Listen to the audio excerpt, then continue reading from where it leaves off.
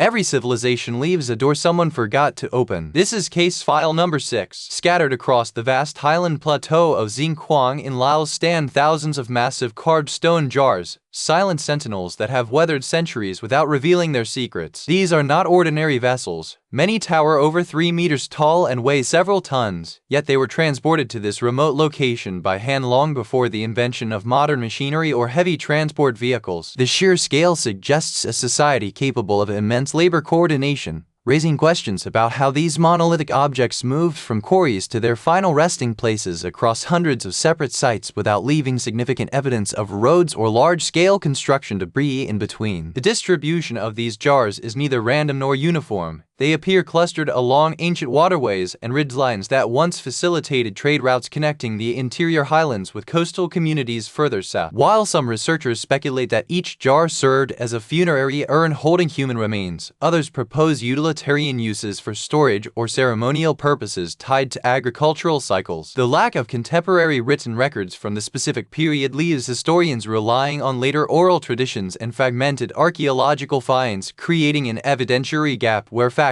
blends into folklore. This ambiguity fuels the central mystery. Why were such resources dedicated to these scattered pits when neighboring regions produced comparable stone artifacts with different forms and functions? Today, the Plain of Jars stands as a protected national heritage site yet remains vulnerable to looting for precious metals found within or around them. Each excavation attempt often yields fragmented evidence rather than complete answers, reinforcing the notion that some historical doors may remain permanently shut. The silence atop these ancient stones speaks volumes about a culture we only partially understand through shards of pottery and broken bronze ornaments left in situ. As investigators sift through dust from millennia ago, they acknowledge that while science can measure weight and date strata layers, it cannot fully reconstruct the intentions or spiritual beliefs of those who placed them here thousands of years before written history began to keep accurate records of such events. Stretching across the rugged terrain of Xinjiang in northeastern Laos lies a landscape that defies easy explanation.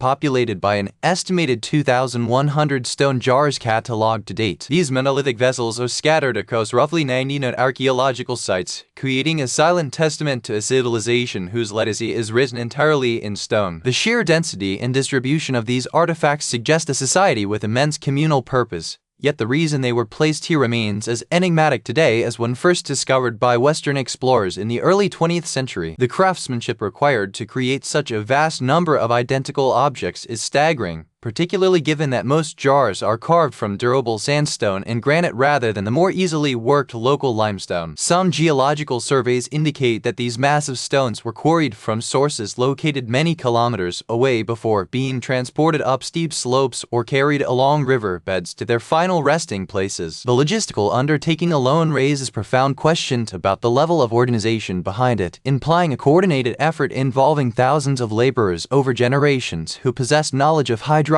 and topography that has since been lost to time. As you walk among them today, the silence is absolute. There are no written records left by the people who erected these monuments, only the weathered stones speaking in a language we have yet to fully decipher. Some researchers speculate that the jars served as containers for ritual offerings or perhaps function as part of an ancient burial practice involving human remains, though theories vary wildly regarding their specific use. Without any inscriptions to guide us, each jar stands both as a monument and a mystery, looming over the surrounding fields like 1,000 watching eyes from the past that refuse to speak their secrets aloud. When archaeologists first began to systematically excavate these enigmatic vessels in Xinjiang, they did not find them resting on empty soil but rather within carefully constructed burial contexts that hinted at a complex ritual life long before modern eyes could see it. The scientific community relied heavily on the most reliable tool available, radiocarbon dating applied to organic materials preserved alongside or inside specific jars, such as charcoal fragments and bone remains found in graves associated with these stone monuments. These rigorous tests produced an astonishingly wide timeline that stretches deep into antiquity, confirming human presence at this site from approximately 1240 BCE all the way through to around 660 CE. This verified chronology anchors a mystery spanning roughly 2.5 millennia within a dark age of local history where no written records survive to tell us who stood over these graves or why they chose such laborious methods for interment. For more than 1,500 years, the landscape remains silent regarding its creators. There are no inscriptions carved into the stone walls that explain their purpose, nor have any contemporary chronicles from neighboring kingdoms mentioned a specific practice during those early centuries of use. The sheer duration suggests a tradition so deeply embedded in local culture or belief systems that it persisted through dynastic changes and shifting political powers without ever being documented by external observers who might otherwise have recorded the identity of its practitioners. The absence of written testimony forces historians to rely on inference, yet even with advanced dating techniques, we cannot definitively say whether a single ethnic group created them all or if different cultures arrived over centuries leaving similar marks in stone while maintaining distinct identities that never left their own records behind. Some researchers speculate that the site may have served as a neutral ground for various tribes to honor shared ancestors or deities common across early Southeast Asian populations,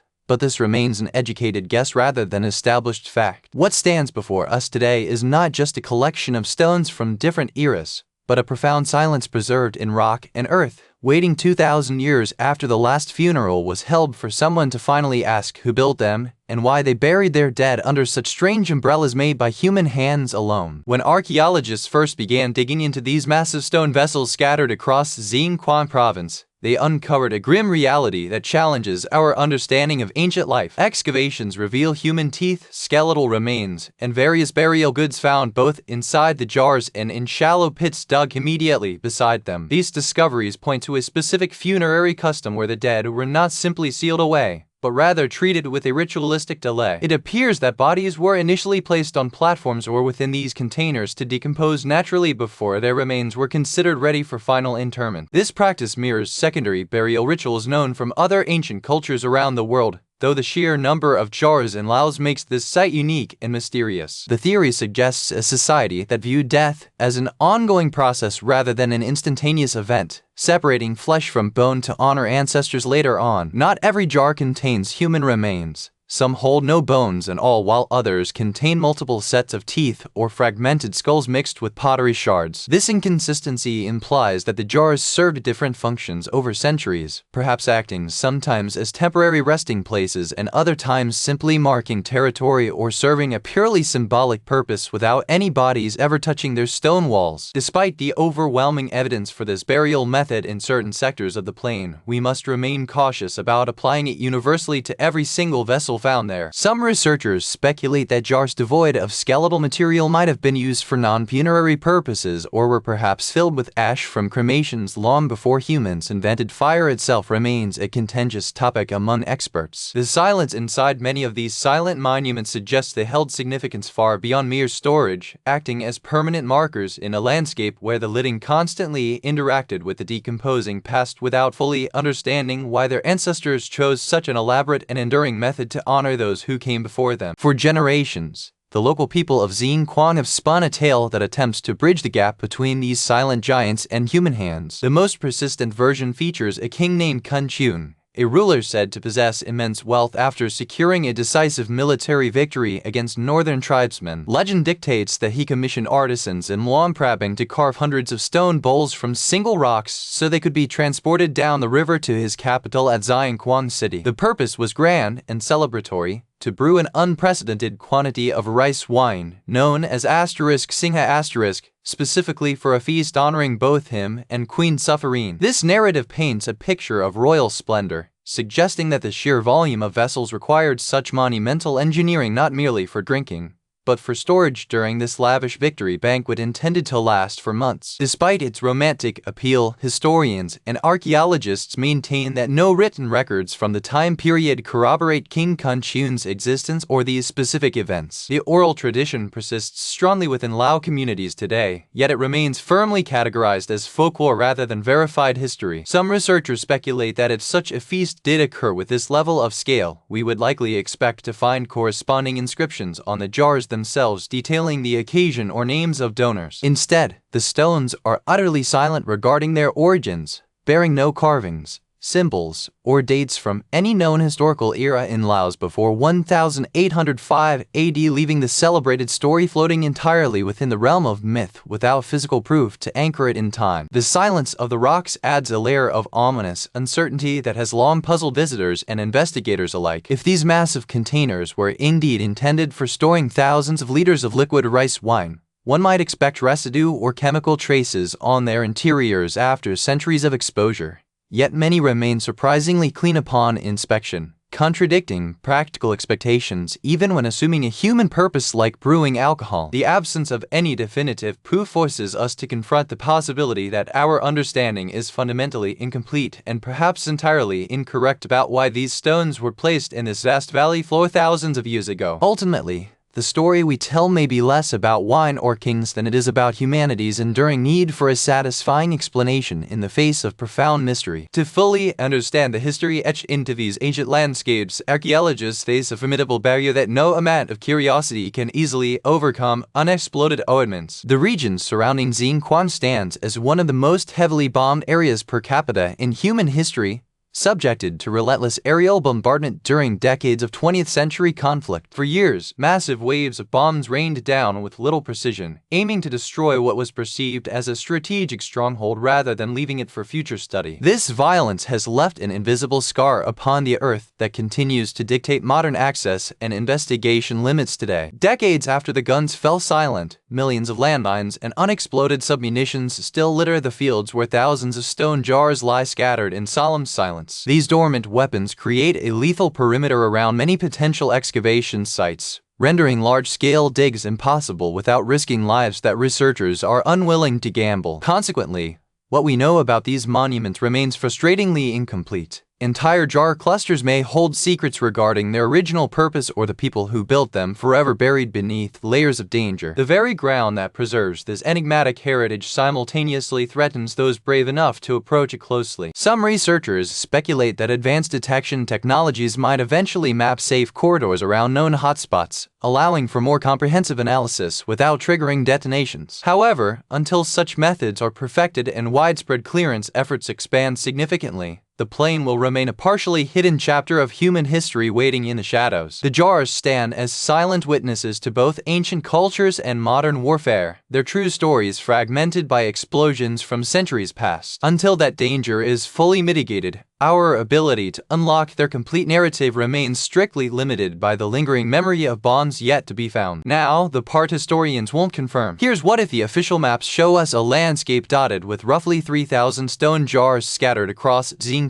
province. But these figures represent only the visible tip of an iceberg, buried beneath decades of silence and danger. For years after the war ended in 1975, surveyors could not simply walk the fields to count what lay hidden. Unexploded ordnance from the American bombing campaigns turned much of this sacred plain into a deadly minefield that forbade entry for generations. Consequently, vast swaths of territory remain completely unmapped and unsurveyed, forcing us to accept incomplete data while wondering just how many more ancient sites lie dormant beneath the soil waiting to be revealed by safer technology or careful excavation. Some researchers speculate that the true distribution of these monuments is significantly wider than currently documented because our ability to survey has been artificially constrained by safety protocols rather than a lack of archaeological interest. If we could safely clear even half of the remaining hazardous zones, it might not merely add hundreds more jars to the list, but potentially reveal entire clusters or ceremonial centers that have never entered historical records at all. This suggests that our current understanding is an illusion created by fear, masking a cultural presence that was far more extensive and perhaps far more organized than we currently give credit for, with communities thriving in areas we assume were empty simply because they remain locked away from curious eyes today. The ominous reality of this situation creates a chilling disconnect between the peaceful history embedded in stone and the violent legacy that protects it.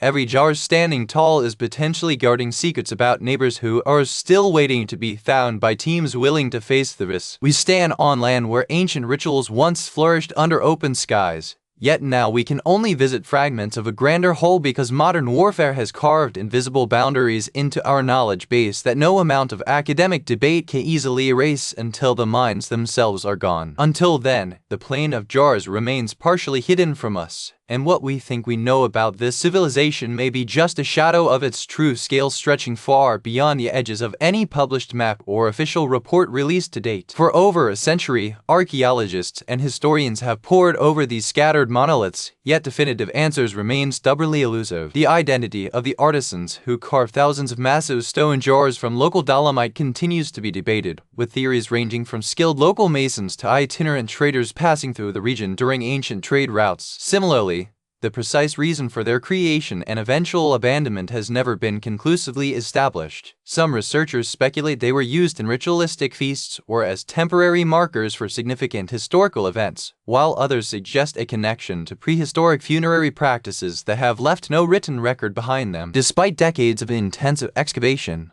large sections of the vast plains surrounding Xinquan remain largely unexplored, not due to lack of interest, but strictly because of safety concerns regarding unstable terrain and difficult access in certain sectors. The mystery is further deepened by the sheer scale of the site itself, where hundreds of these vessels sit isolated on a limestone plateau like silent witnesses to a lost age. Many jars were deliberately shattered after their use, with fragments sometimes buried beneath later constructions or natural debris, creating an archaeological puzzle that defies simple explanation. The layers of history are complex here, potentially spanning multiple cultures and centuries before the arrival of recorded Burmese rule in the 13th century. Yet even as modern technology allows us to date pottery shards and analyze isotopic samples from human remains found within them, a fundamental question persists. What happened exactly when these stones were finally left behind? The silence that follows their discovery is heavy with unanswered questions about beliefs, societal structures, and daily life in this remote corner of Southeast Asia. But case file number 6 wasn't the strangest door we found. Case file number 7 is about an ancient scroll that new DNA testing just rewrote the story of. Some say it shouldn't be opened at all.